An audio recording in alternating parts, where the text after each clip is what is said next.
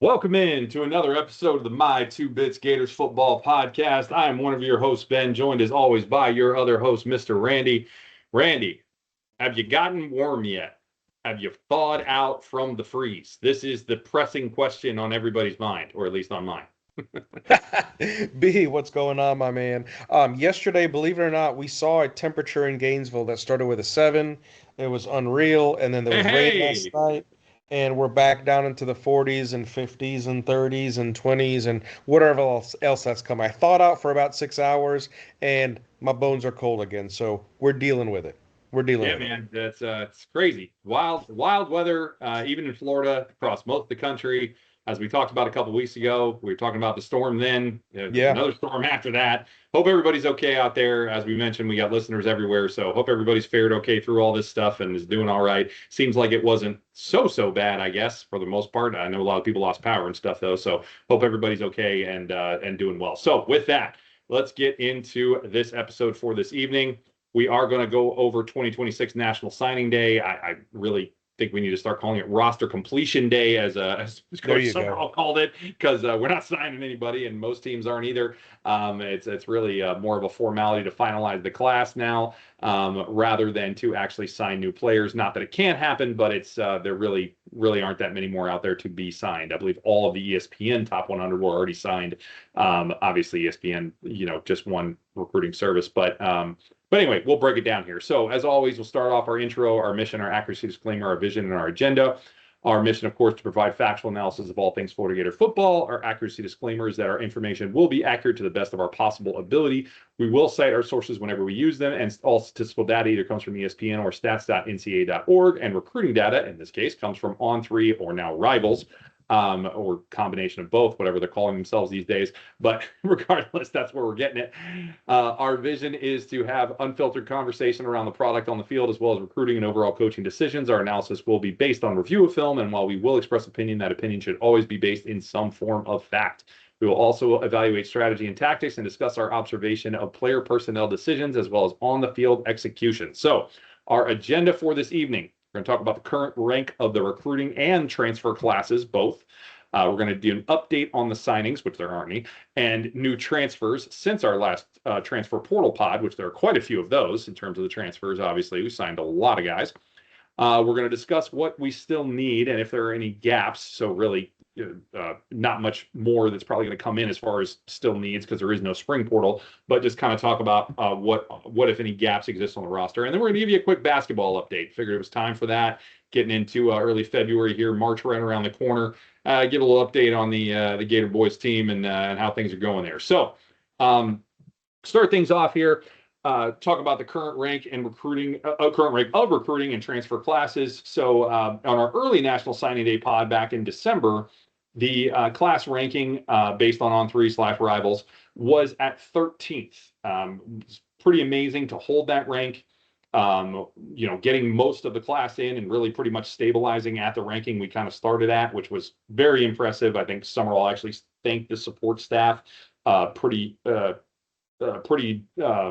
I guess aggressively today. It's not the word I really wanted, but he was very adamant. That's what I wanted to say. He was Adamant. very There you go. adamant in his thanks and praise for the support staff and getting that done. So I think hats off for sure to them for doing that. We are now 14th with former Gator Jed Fish just edging us out, and I mean just edging us out.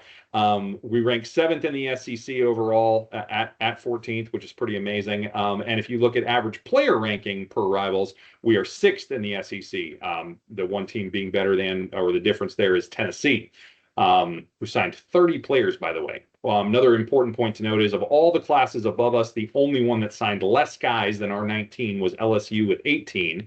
But then obviously they had quite a few players in the transfer portal, which we also did. Our transfer class per On3, that is still called On3. Go figure. I don't know. Is ranked 12th. So really nice stuff there. Both classes inside the top 15 in Summerall's first year. Pretty good. I'm not mad at it. What are your thoughts? When you look at no, you can't be mad because of all the pieces that left, and for the record, the pieces that left, bye. Okay, no problem. Um, with the pieces that left, and the other thing that we talked about so much was timing, right? When do we pull the trigger?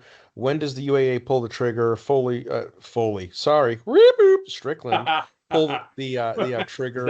Is that a Folian slip? Yeah, a Foley and slip. Yes, thank you. It was. Darn you, Jeremy Foley. So it was tough, right? So when do we terminate Billy? When do we part ways with the experiment? We trusted the process. The process did not trust and or like us. So that was going to be tough. And then when you look at the other coaches out there, some are all whatever he did, however he did it, to coach Tulane, to do what he did, to go through the CFP. Yes, of course, they didn't make it very far, but to do what he did, to commit to both schools, commit to both classes, and hold. Because let's face it, the way things were going and the time, the attention that's necessary in this modern era of college slash semi-pro football, I mean, you've got to have your wits about you. Everything has to be knocking on every single cylinder to get kids to do what you got to do to build those relationships and build your class. And they did it because this class very quickly could have been in the mid to low 20s, high 20s, easy, easy. And they sustained some big blows, some big body blows. He did what he needed to do. One of the most impressive things to me was the Christmas Eve meeting with the Ball family. Yeah, Unbelievable. yeah. Unbelievable. So I mean, the man talked the talk, and he's I'm not gonna say he's walked the walk, but he is walking in the right direction. Yeah, no, I like it. Good, well said, and good take there. Yeah, again, we kind of talked about setting some of the bar for him, and I think where we put some of this stuff, we didn't talk about this year, in terms of ranking for stuff. We talked about the end of next year, but hey, if we're top 15 on both of these, I mean that doesn't meet the standard of what we set for next year, especially not next year Sure. because it's the bump class, but like moving forward beyond that, I mean, I'm not going to be like angry at a double top 15 inside the top 15 class. Like, I mean, I don't think it's quite good enough, but like, I think I called for a top 10 in one and a top 15 in the other. We're really Right. close to that right now. Like, I mean, shoot, that is not terrible, not by a long shot. So, really nicely done there. Really good for being brand new in town and obviously not Yes. having any kind of cred right as the coach yet or anything to show for it on the field yet. So really well done. So be interested to see how that goes moving forward. So with that, move on here to our update on our signings and new transfers since the transfer portal pod. As mentioned, again, no new signings again expected. The new transfers, on the other hand, we're going to run down for you here since our last update. So we are going to do this. I believe we're still doing it in chronological order, correct? Since our last, that's what we are trying to do. I believe is a chronological order since the last pod. So we're going to get Right. this started off. I believe you're going to take us off here with Micah Mays, right? You got it, my man. All right, so let's kick it off with Micah Mays, redshirt sophomore, wide receiver, 3-star, overall rank 87.72, nationally 401 in the wide receiver room, number 60, a transfer from Wake Forest. So as you'd expect, top 400 player, right, in the nation. Roster piece, filler piece, can see some time. Last year, 34, I'm sorry, over the past couple of years at Wake, 34 receptions, 520 yards. Odd tie-in, played ball in Palm Beach Gardens. He was coached by a former Gator backup, Eric Kresser. He's got 2 seasons of eligibility left. Okay, bigger body wide receiver, 6'2", listed between 195 and 205. Decent body, but again, not sure how much of the field he will see. But either way, a solid pickup in the wide receiver. Yeah, for sure. I think to your point, probably more of a depth piece here, but good to have, right? We saw what can happen with injuries last year, obviously, and Yep. you want guys that can come in and still play, right? You don't want to be going down the bench and running into guys where you're like, oof, I don't know, you want guys that can still come in and really still play the position at a decently high level, and I Yep. think you've got that here between him and Bailey Stockton and some of the other guys we picked up from a depth piece standpoint. I think we've done a good job with that. Obviously, not projected to be a starter for sure. Right. Crack the rotation, I don't know, but definitely not somebody that you're going to see on the field on a regular basis. Though we are going to be in an offense where you're potentially going to see more than just 3 receivers on the field at one time. Thank you. So, again, not every play, but certainly there are going to be formations out there where four wide is a possibility. So it'll be interesting to see who that fourth kind of coming in is when we know, obviously, that you're looking at Singleton and which we haven't got to yet, but we will. Singleton and Dallas and VB3 as your starting three, almost certainly. So Oh my. yeah, indeed, and it's that's quite the triumvirate there, right? So it's going to be very interesting to see that from a starting receiver standpoint. But that fourth spot, right? You will, if you will, which is certainly there, it is kind of up for grabs right now. I would say I don't know that anybody has that locked down currently. So it'll be interesting to see where that goes. And Summerall's made it very clear that no spot is solidified yet, right? That camp is going to determine that, and everybody's going to play for their positions, and we'll see how that pans out. So to that end, next up in the order here is safety Cam Dooley out of Kentucky. This is an interesting one, right? So we lost Jordan Castell, starting safety for 3 years.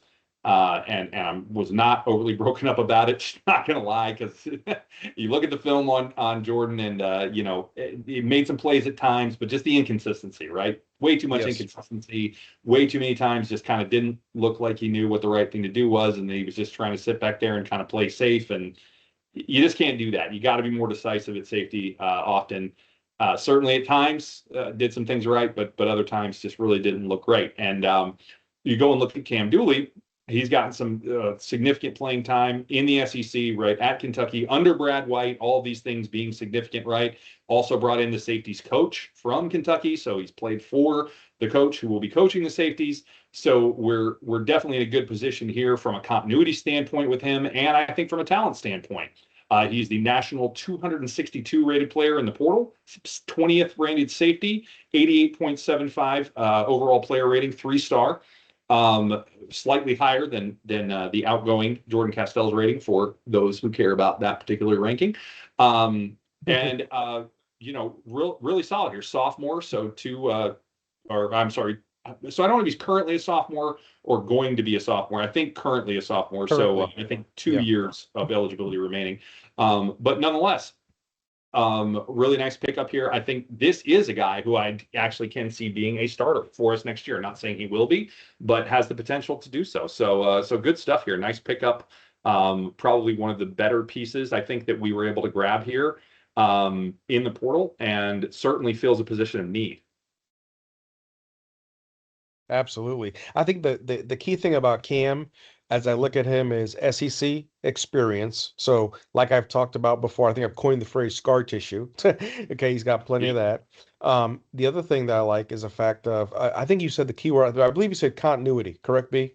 Yep, I absolutely. I love that word because it one thing is when you bring in a new team, you're bringing a new coach, and we're looking at the scheme, we're looking at the philosophy. One of the hardest things for coaches to do is get the players to buy in on that scheme, buy in on that philosophy. It takes time. Well, guess what? Cam Dooley, is what I would call a plug and play, right? Hey, we need you here, and we know how critical safety play has been for us over the past couple seasons, right? Especially when we look at explosive plays. So love what he brings there. And continuity, I think, is the greatest word, especially when you look at Brad White and what he does in the scheme. Cam Dooley should have no problems adapting. If anything, he just has to worry about 40,000 more fans in the seat, which is not a bad thing.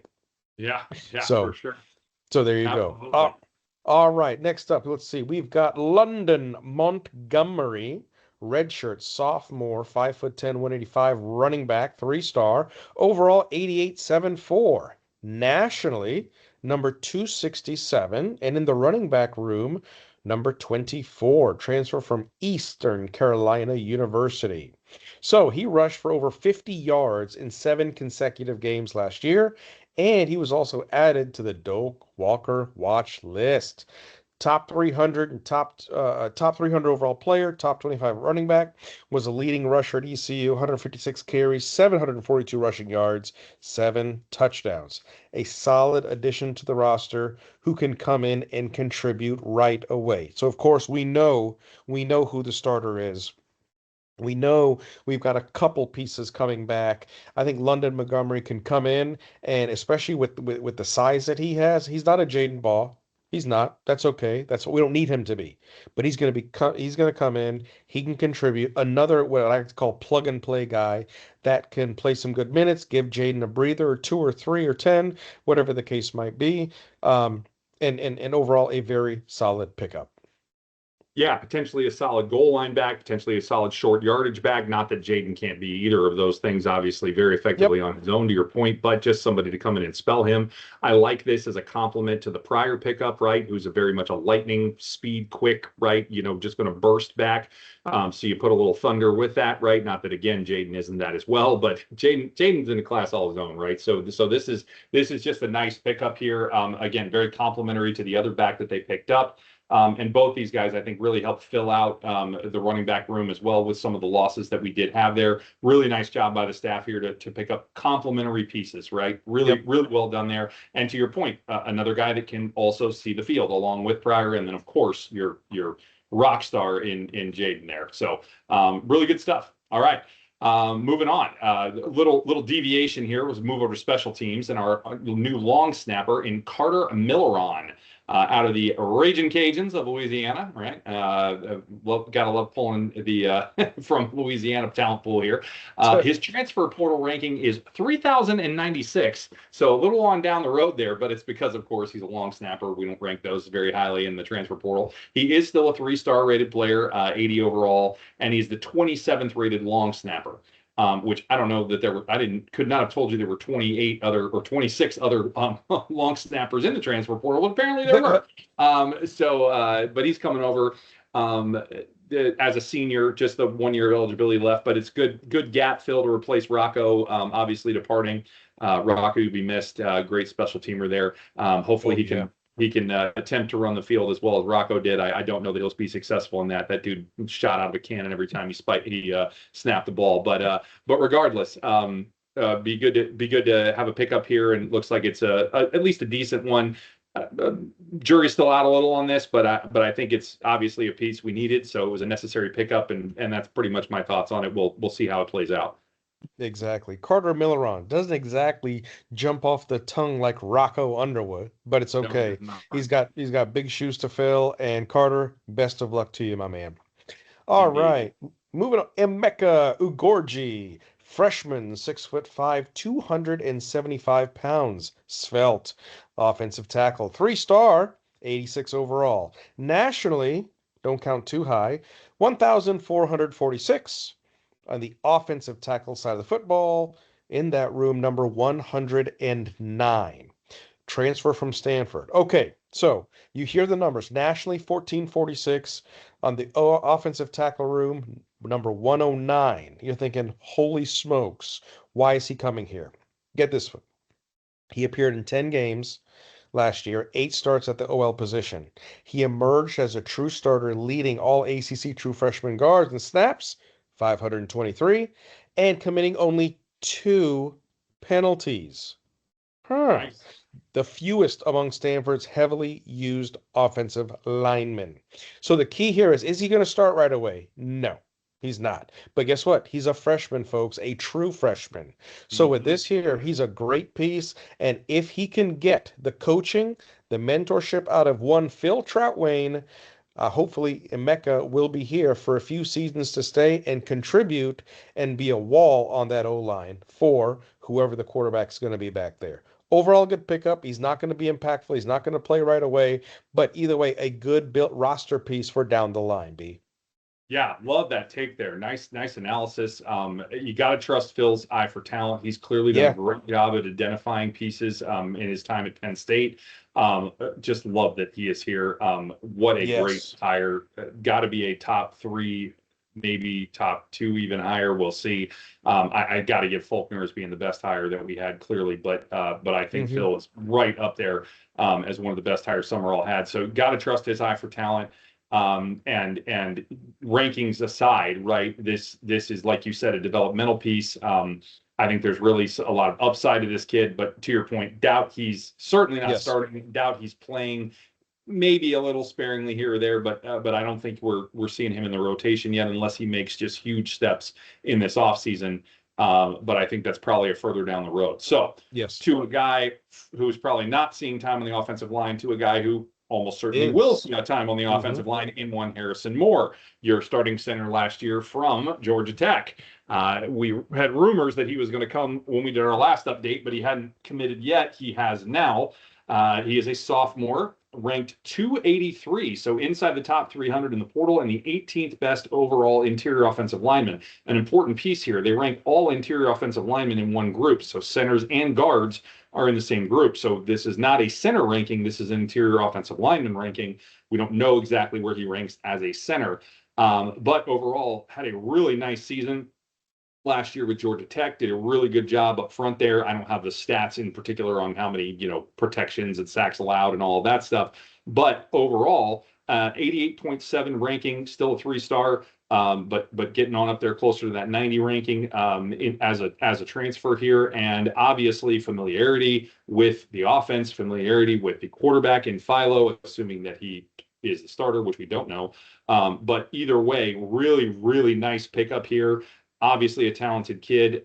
He goes 6'5", 230, so decent height, but not overly, huge at all, right? He's a little bit svelte actually for an offensive lineman, so it gives him some mobility, ability to pull, right, be mobile, things as far as that nature goes. So very interested to see how he will be able to fit into the offense. Again, a continuity piece, right, from standpoint of having been with Faulkner before. So really good stuff here with, again, 2 years of eligibility remaining.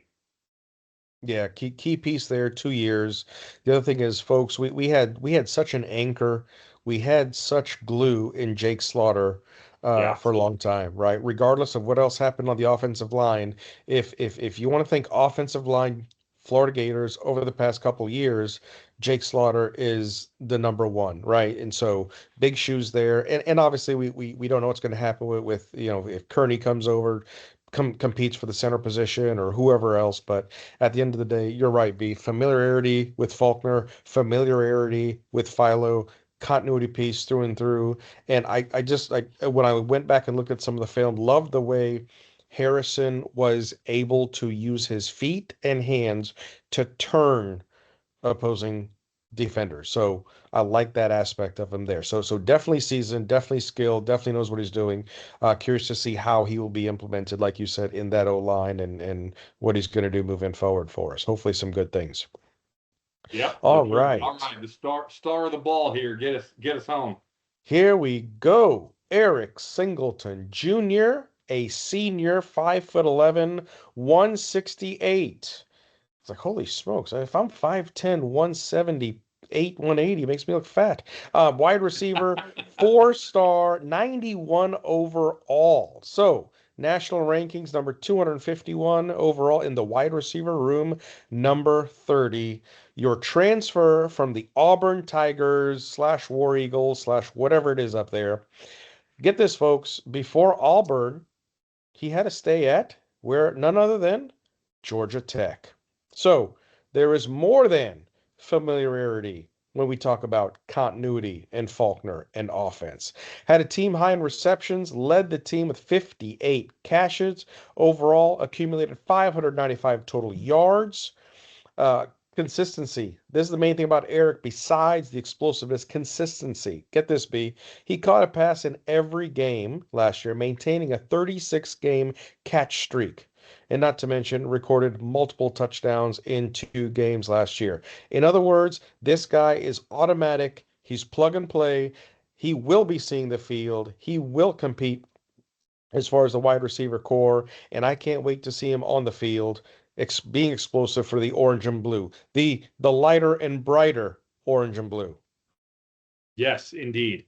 So you mentioned his season at Auburn with 58 for 534. What you did not mention, though you mentioned he was at Georgia Tech, what you did not mention was 2024, 56 receptions for 754, averaging 13.5 per catch, uh, with 4 TDs, and 48 Yep, receptions for 714, averaging 14.9 per catch as a true freshman, by the way, with 6 TDs.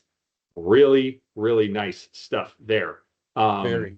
and that's all from scrimmage, by the way, those TDs. The actual receiving TDs were 6 and 3. So he did actually have a rushing TD in there.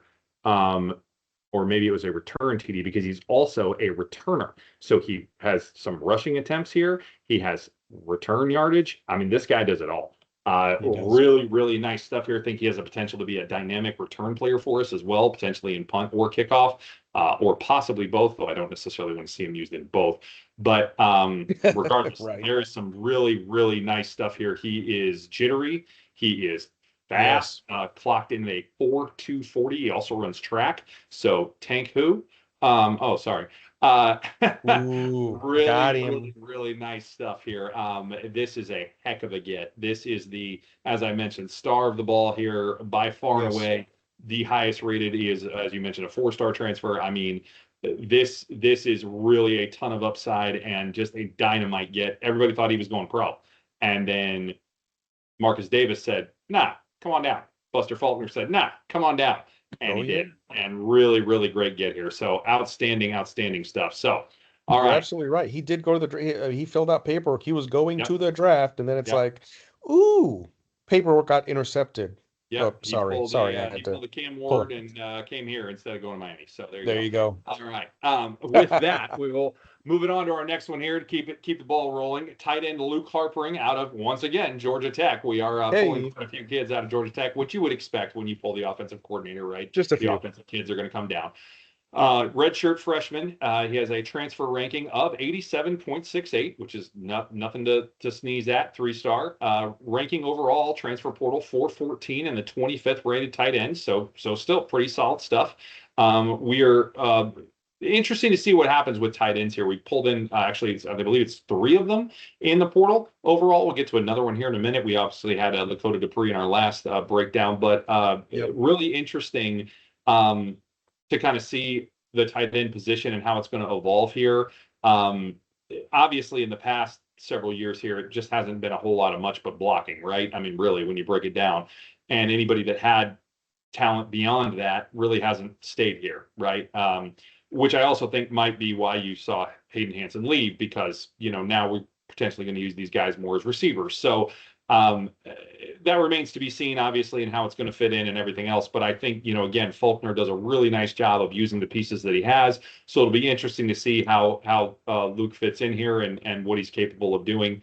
Um, and yeah, time will tell, and we will see. I don't know where he's going to fit into the rotation exactly. I think clearly Amir, from a receiving standpoint, has the highest upside of anybody on the roster still. But I don't know. We'll see what happens. So there you go, Luke Harper.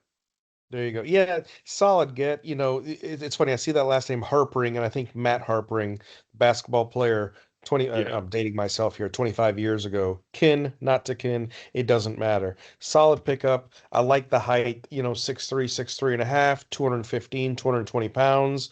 A nice piece. Yes, we'll see where he fits in, but hopefully one that is very familiar. Again, continuity, familiarity with the offense. If given the opportunity, hopefully another plug and play type guy, although I didn't see that much film on him. So, all right. Yep. Me either. Me either. All right. Moving on, moving forward. Here we go. All right. Miller Feely, sophomore, 6 foot 2 inches. I couldn't figure out the centimeters. 210 pounds, punter, 3-star. 80 overall, nationally 3,000 and change in the punting room, number 28 transfer from UT Martin. Miller Feely overall, good foot, decent statistics, right? He's not going to be starting, however. Last year had 50 punts, averaged about 39 yards a punt, only 4 punts of 50 plus yards. He will back up his fellow countryman Alex Clark. And just to note, Alex Clark, who signed earlier, was the number 17th ranked punter in the portal. So Miller Feely, a nice rotational piece just to help out. But yes, we'll not be seeing the field too much because of his fellow countryman Alex Clark. There you go, B.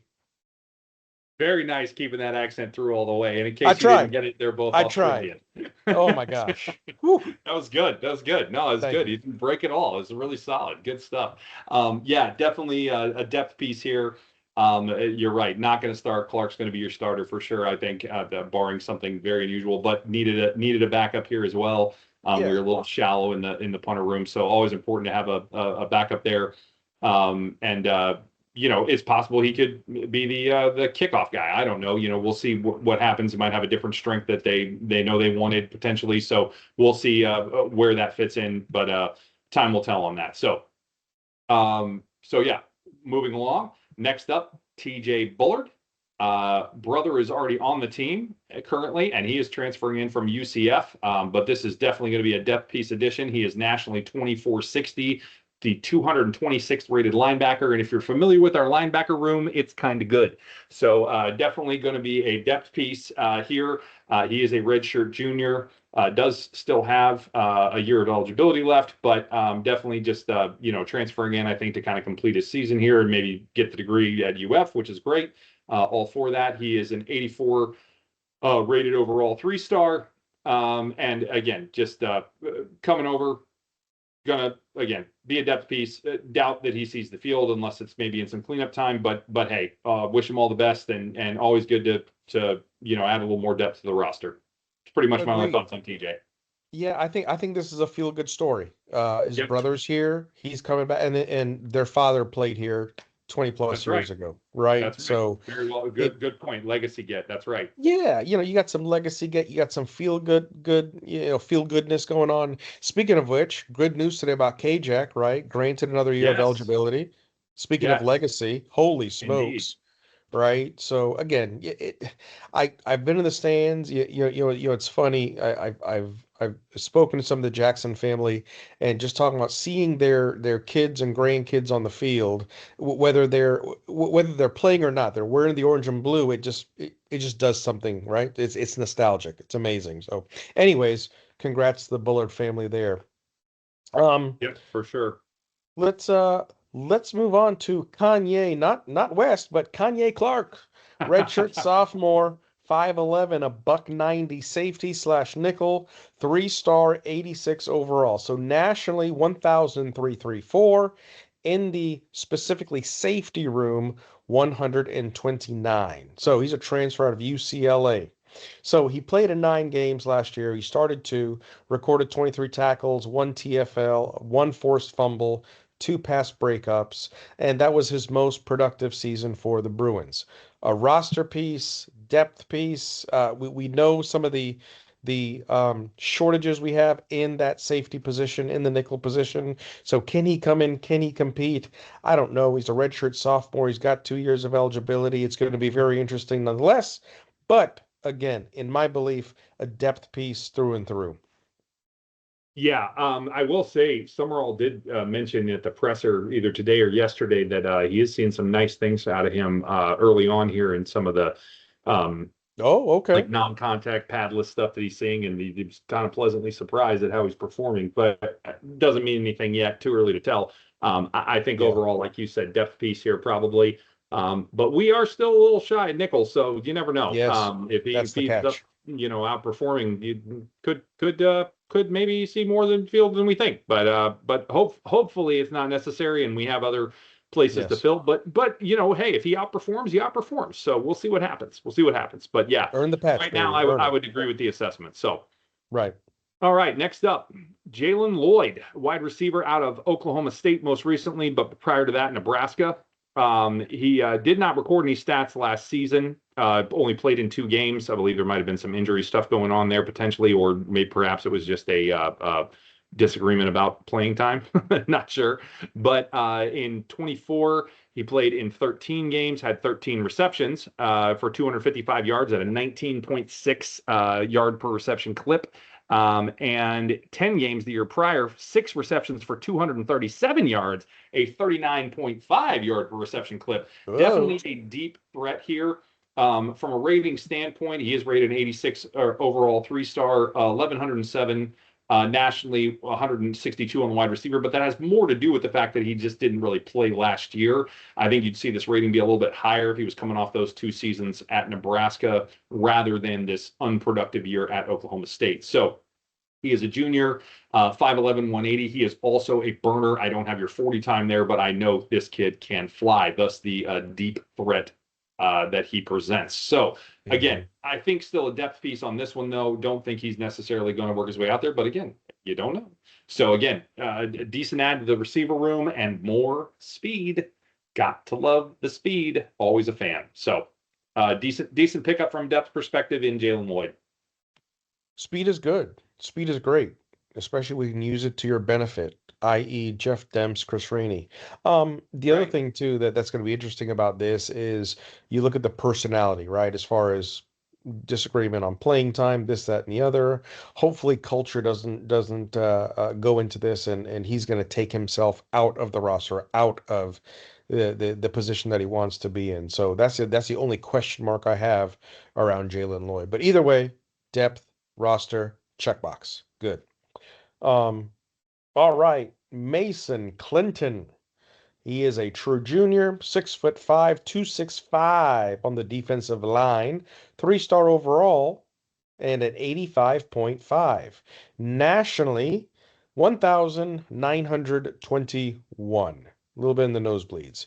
In the D-line room, number 215. Transfer from Southern Miss. He appeared in 12 games last year, posted 16 tackles, 1 tackle for loss, and 1 pass defended in the trenches. So, overall good guy, looks like a good kid, good pickup, roster piece, depth piece for sure. Given the state of the D line and everything else going on, more than likely will not see the field this coming fall. Yep. I think that's accurate analysis there. Nothing really much else to say on that one. Decent, again, depth pickup, and that's pretty much that. So Yeah, moving on. This is an interesting one. Evan Chica. I believe that's how you say it. Could be Chieka, but I think it's Chica. bless you. Um, Okay. yeah. um, Despite coming out of New Haven, which is a Division II school, he is a redshirt sophomore with 2 years of eligibility left. His ranking is only an 85 3-star. He is rated 2015th overall and the 107th tight end. Despite all that in the rankings, he held multiple Power Forward Division I offers in the portal. So you do the math, folks. He is 6'5", 250, got some serious size for a tight end. And again, multiple Division I Power Four offers. I don't have a list of who all they were, but there were multiple of them. And I'm not talking about 2. I'm talking about like 8 besides us. And we landed him. It was a little unexpected that we landed him. Alabama wanted him. LSU wanted him. Kentucky wanted him. There, I do see these on the list here. There were others as well. Actually, I've got an all teams link here. Maybe I can find it while I'm talking. Yeah. And it does not give me more than that. So, but Okay. there were more than that. He held a bunch of them. So very, very interesting get here. I don't know what all the buzz was about out of a New Haven tight end. Maybe it was just the physical size and the measurables, if you will, kind of like the way things go in the draft for the NFL. I'm not sure. But it's very interesting because a lot of people wanted this kid and we landed him. So going to be very interesting to see where he fits into this tight end. I mentioned earlier that we got 3 now. It could be that this one actually, or Evan, I shouldn't say this one, like he's not a person. It could be that Evan ends up being the best of the bunch. I don't know. I really don't know. But it's just very intriguing that so many teams were so high on him, and we ended up being the ones to land him. So this one could be your diamond in the rough here. Not sure. Not sure. Could be nothing. Could be something. We'll see.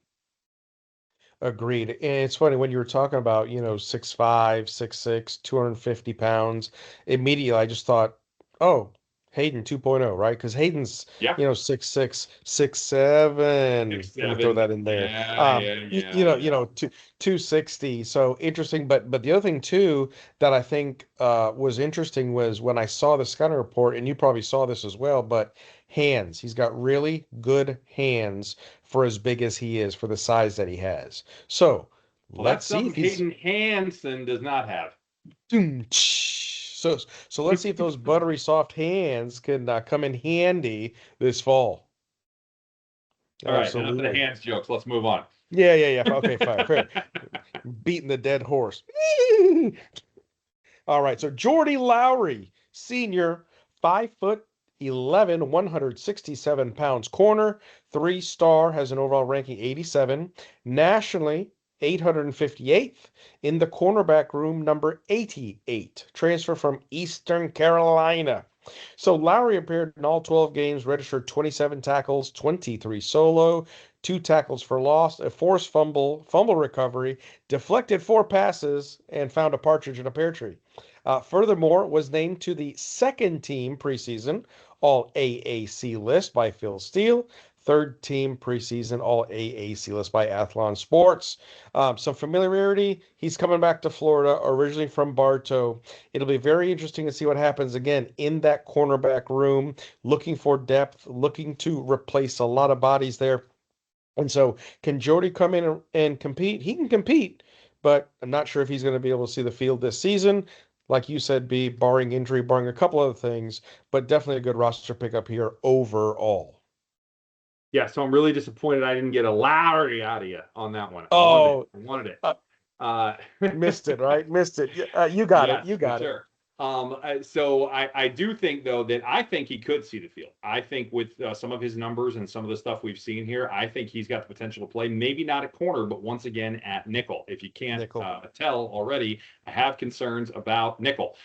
So we're going to get to that segment in just a minute here. But I'm definitely interested to see who ends up playing at that position, what the rotation looks like, so on and so forth. So I like the upside on this kid a lot. Some of the film I've seen, some of the stats there, really interested to see what the potential and promise are from Mr. Lowry. There we go. I got it in. So yeah, I think this is a good get. I like this one. I think a lot of upside here. So looking forward to that one. All right, last but not least, depth piece for sure. Walk on from your national championship Hoosiers. One Ace Siongali. Siongali, right? Definitely maybe a little Italian, but he is coming to us from Indiana, as mentioned.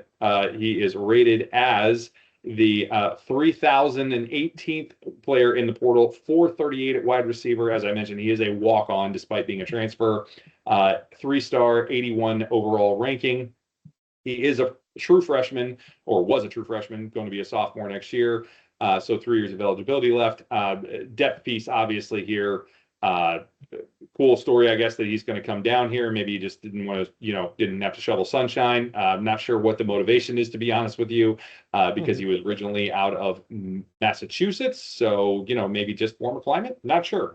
But he's coming on down. So, Ace, welcome to the squad.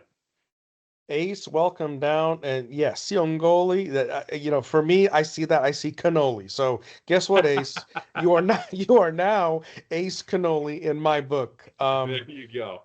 Yeah, well, I mean, true freshman, can he develop into the things that we need him to be? Or let me rephrase that, the things that Buster needs him to be as we shape this offense. Based off the things that I read, he might be good in the slot because, again, from a size standpoint, from a speed standpoint, right? It's not like we have any Italian burners. He's not a Ferrari. No disrespect, Ace, but, can he come in and contribute and do some good things for us? Time will tell. Definitely not going to see a lot of it this fall, though. No, definitely not. All right. With that, we've wrapped up the incoming transfers. All right. 29 of them, 30 of them. I mean, it's quite a list that we ended up bringing in. So again, hats off to the staff. Really nice job of addressing a lot of areas of need, addressing them with solid players. I think the overall thing that I would say here, before we get into discussion of gaps and what we still need, is I think they did a really nice job. If you look at the ratings of the guys we brought in, who we replaced, who was outgoing, right? What was missing or what left, right? The team. We did a really nice job of getting, I guess what you'd call replacement level players for what we lost. We Yeah. really did not lose or really did not gain anybody that did not at least replace at a minimum, if not upgrade slightly, but certainly replace anybody that was outgoing. Right. So that's hats off to them, right? We did as well or better than what we, had to let go, and that's really nice when you can say that. I think for the most part, I mean, maybe there was 1 or 2 things here or there, but for the most part, I really don't see where we have downgraded much at all, if any. And that's really what you want to see when you see this, especially with the roster turnover that we knew we were going to have here, with the coaching change and everything else. Just really good stuff. So again, hats off. Nicely done between roster retention, recruiting class, and the transfer portal acquisitions. I think all around, it's pretty solid. I am struggling to find a lot of flaws. I am struggling to find a lot of shortfalls. Yeah. But to that end, if there is one, and if there is a gap, I am still concerned about not having anybody that I can just point to and go, that guy's going to play nickel. I don't know who's going to play nickel.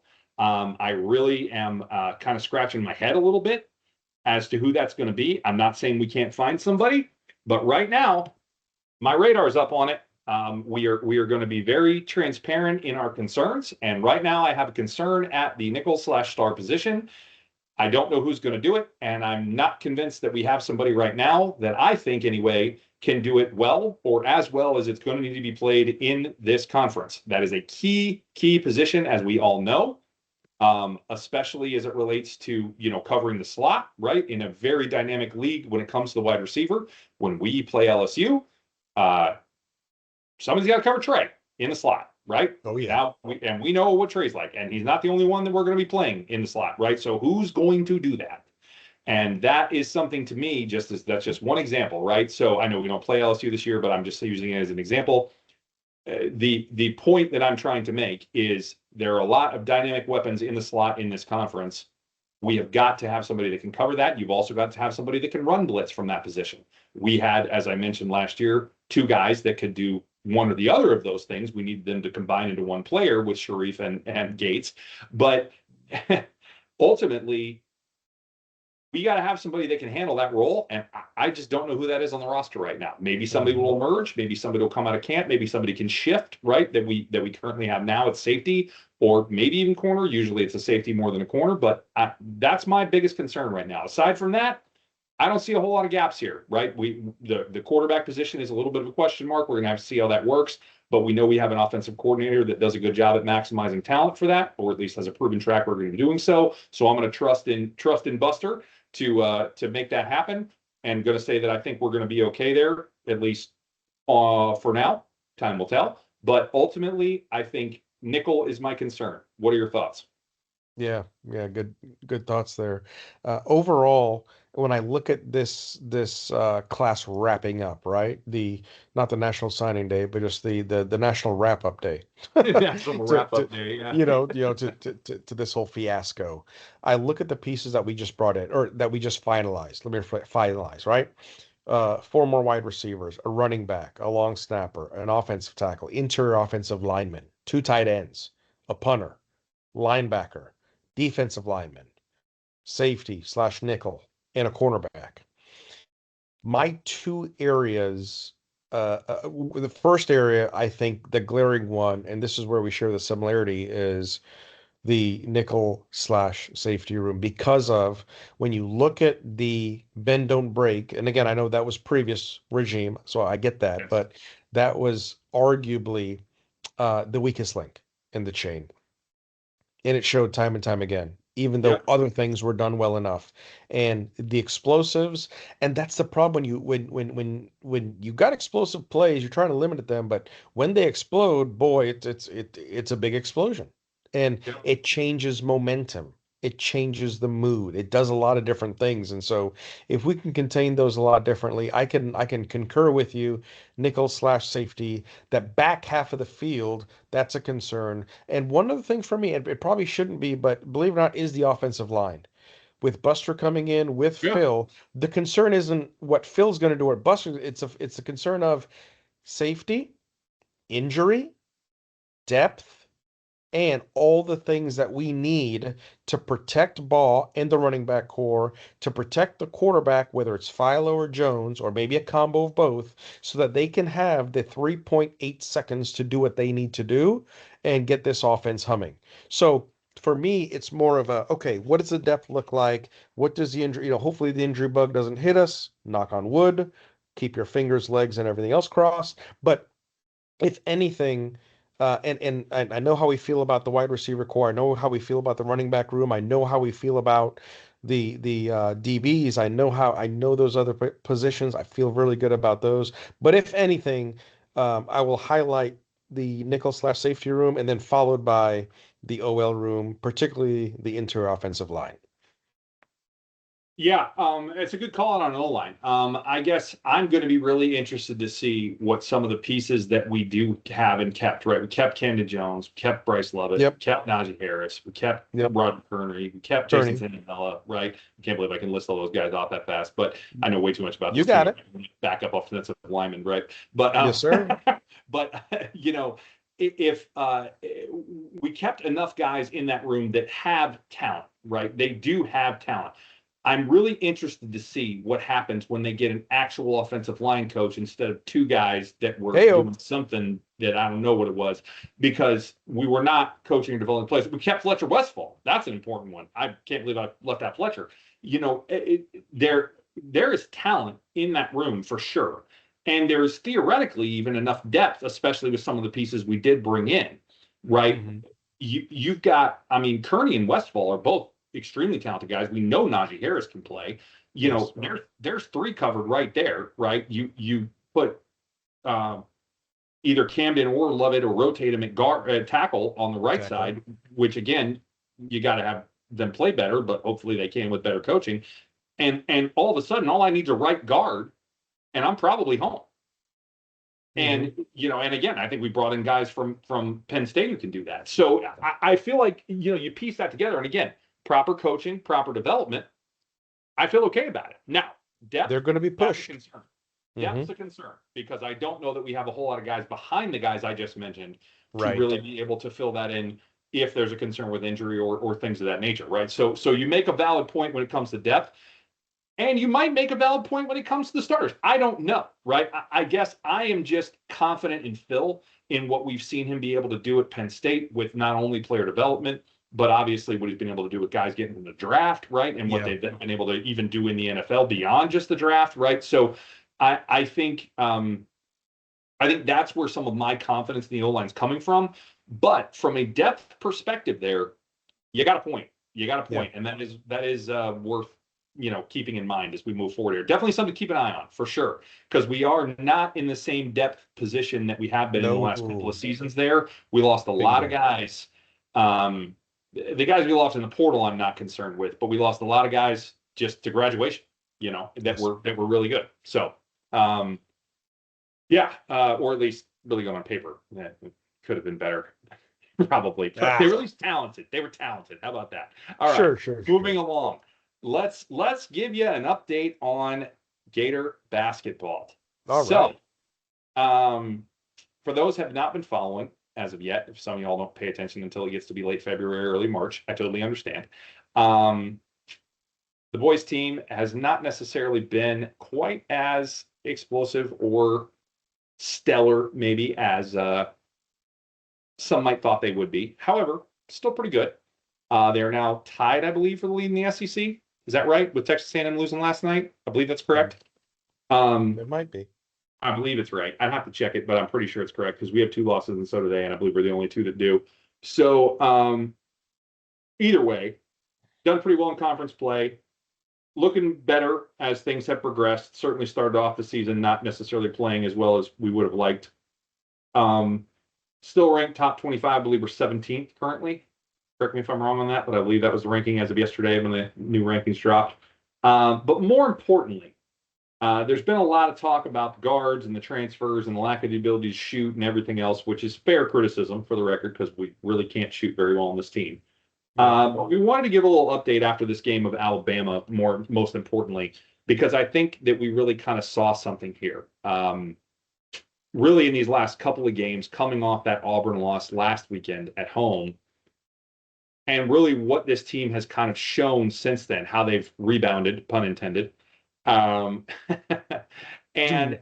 how they've bounced back, possibly double pun intended, dad jokes, and really shown that they not only have the ability to come back from a loss like that, but also maybe more importantly, really maybe figured out a different way to play here. So I'll give you my thoughts on this first, and then I'll let you give some of your own.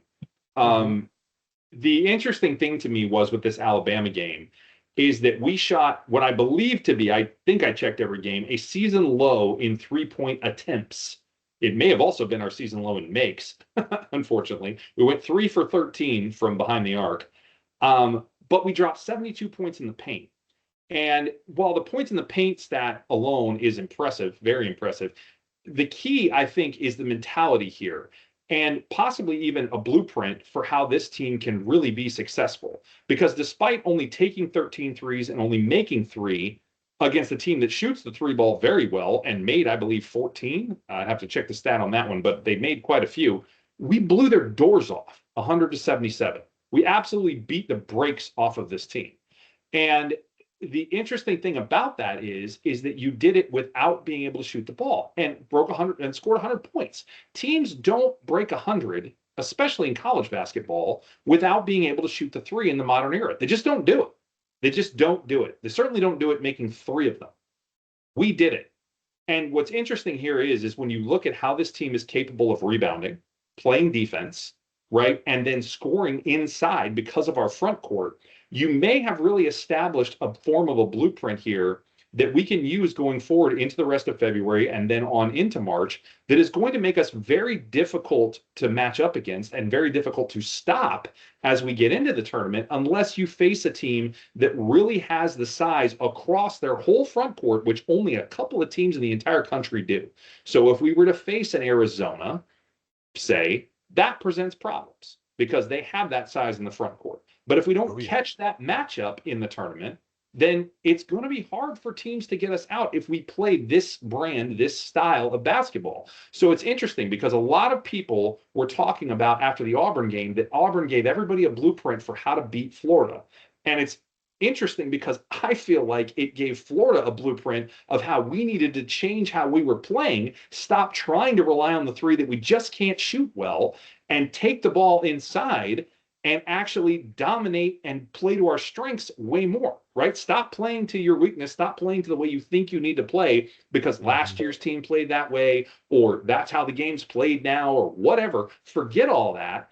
Play to your strengths, right? Just like we talk about with football and Faulkner wanted him to coordinate to the strengths of the team. Let's play to our strengths on basketball. It worked pretty well against Bama. Gotta say, man, I love that win. What are your thoughts? No, I think it makes a lot of sense because let's look at, I mean, just peel everything back. What did we lose? We lost the most productive backcourt that we've seen in so long. So, no disrespect to Boogie Flan, no disrespect to Xavier Lee. But this game against Alabama, and I said it during the game, I said it after the game.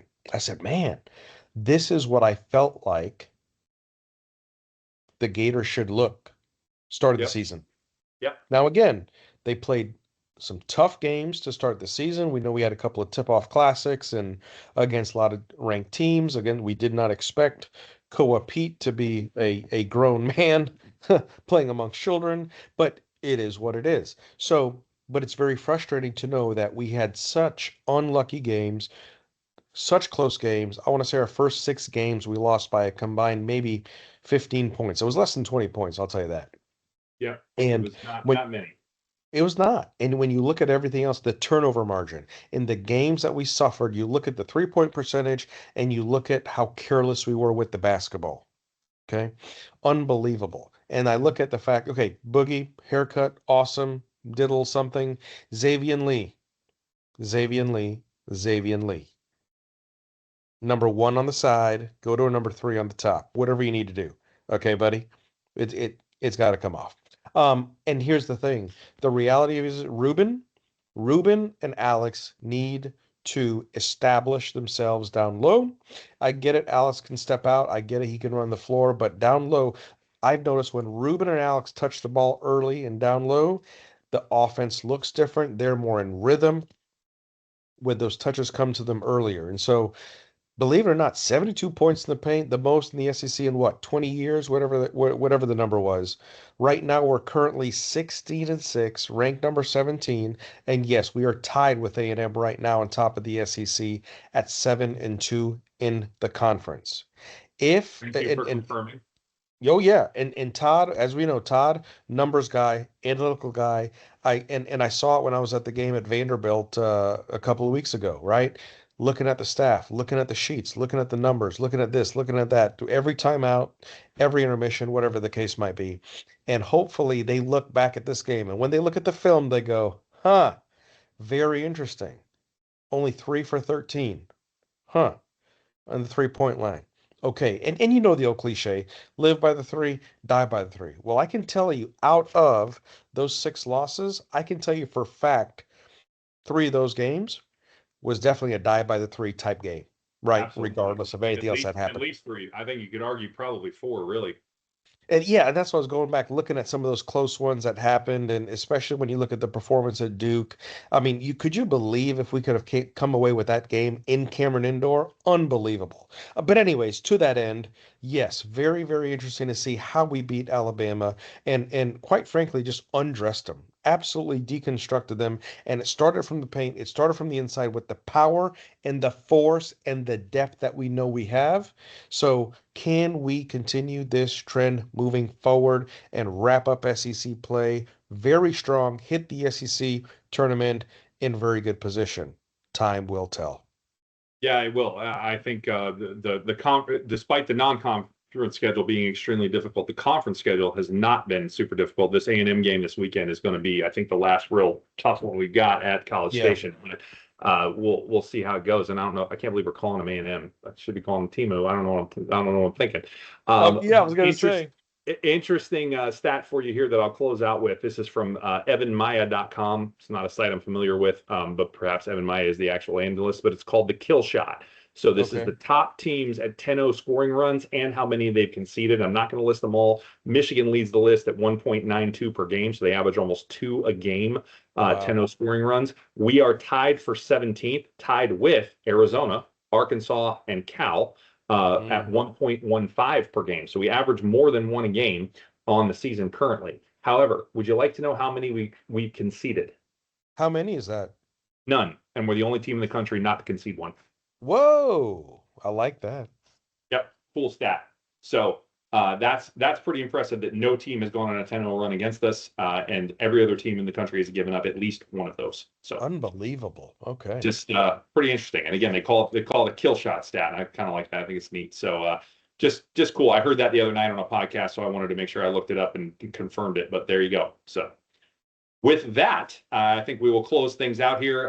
Definitely interested to see how the basketball team finishes things out here, but it certainly looks like Yeah. they are poised to at least make another run in the tournament. Certainly not going to predict that they go all the way, but definitely going to be a difficult out. I think if they can continue to figure out ways to play with the efficiency both on defense and the glass that they've had, and as long as they can score effectively, it doesn't have to Yes. be behind the arc. Just score effectively in general. Tough team to beat, man. Tough team to beat. So we'll see. We'll see what happens there. All right, with that, I think we're going to close things out. As I mentioned, you want to talk a little bit about what we're doing for our next regularly scheduled program there? Absolutely. All right. So next regularly scheduled pod, we are going to have scheduled for February 17th. That is 1/7, episode number 82, where we will be discussing an interesting topic, the increased importance of coaching in this NIL transfer portal modern era of college football, whatever you want to call it. But we're going to get into the nitty gritty when it comes to, because I know we've all heard it, right? Hey, is it the coach? Is it the player? Is it the talent? Is it this? Whatever, but roster construction. But yes, we're going to be focused on the coaching and what that looks like moving forward. But either way, In should other be words, all a this stuff we've talked about with rosters for these last three pods, we're just going to throw it out the window and tell you it doesn't matter. No, I'm kidding. yeah, But right. No, no, no. A very interesting pod nonetheless when you look at especially how much the shift has gone on in college football slash semi-professional football. Yep. No, absolutely. It really is interesting. I think there's some really cool stuff to talk about there, and some interesting data to look at. We're going to break that all down, and hope to talk to everybody then. So with that, I'll turn it back over to you to sign us off here. Definitely, my man. Hey, really enjoyed wrapping this National Signing Day up and all that good stuff. Of course, we love doing this pod, and we strictly do this pod for the love of it, for the love of Gator football, Gator sports, and so that's our love, that's our passion. Hopefully, you guys can hear it in the way we talk about it. So, with that being said, wherever you are and whenever you may be listening, thank you for taking the time, and we will see you around, Gator Nation.